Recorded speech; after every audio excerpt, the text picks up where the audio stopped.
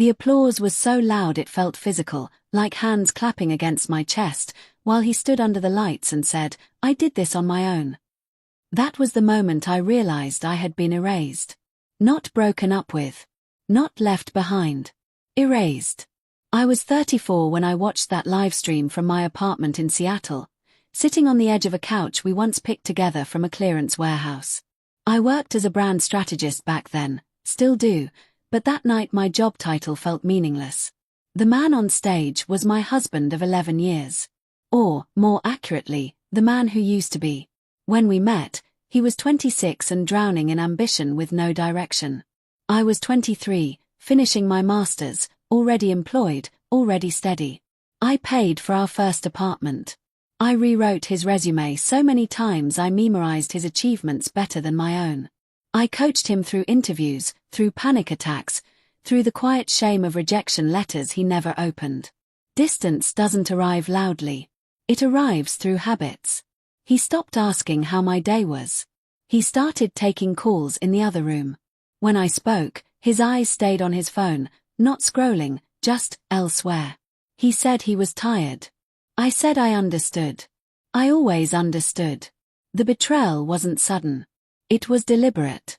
I discovered it in a way that almost felt insulting in its simplicity. A forwarded email.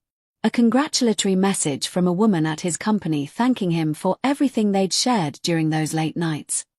No hearts. No explicit words. Just intimacy disguised as professionalism. When I asked him, calmly, he didn't deny it. He sighed. Sat down. Like I was inconveniencing him. "She understands me," he said. "You just support me. It's different." That sentence did something permanent to me. It wasn't just emotional cheating.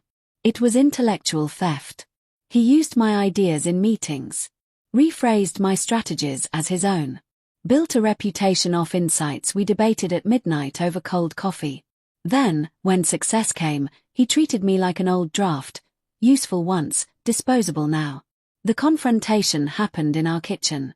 Same place where we once danced barefoot at 2 in the morning. He leaned against the counter, arms crossed, already gone. "I never loved you the way you think," he said. Flat. Not cruel. Worse, honest. "You were convenient. You believed in me when no one else did. That mattered then." I asked if I ever mattered now. He looked at the clock. "Your feelings don't matter to me anymore." No shouting. No slammed doors. Just silence heavy enough to bruise. After he left, the world shrank. I stopped answering texts. I stopped correcting people when they asked how we were doing. I lost weight I didn't try to lose. I wore the same soft jacket everywhere because it felt like armor, neutral, forgettable, safe.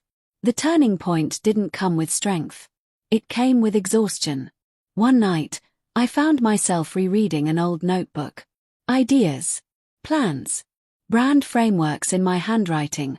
Concepts he'd recently presented as groundbreaking. That's when clarity hit, sharp and unsentimental. I wasn't nothing without him. He was unfinished without me. But I didn't expose him. I didn't comment on his posts. I didn't correct the narrative. I did something quieter. I withdrew. I declined unpaid advice requests from mutuals. I stopped ghostwriting his emails. I removed my fingerprints from his success one boundary at a time.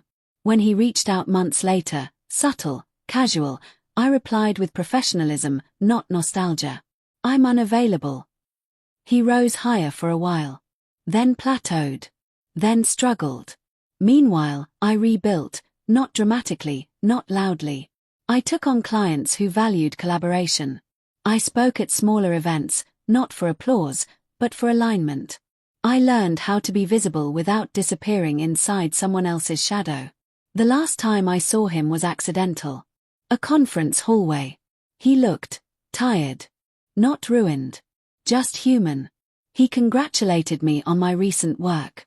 Said my name carefully, like testing whether it still fit. I smiled. Thanked him. Walked away. The justice wasn't watching him fall. It was realizing I didn't need to see it. Here's what I learned, and what I want you to hear if this story found you for a reason. Support is not invisibility. Love is not convenience. And anyone who rises by stepping on your silence was never meant to carry you with them. If someone only values you in private and erases you in public, let them keep the applause. You keep your self-respect. It's heavier, but it lasts.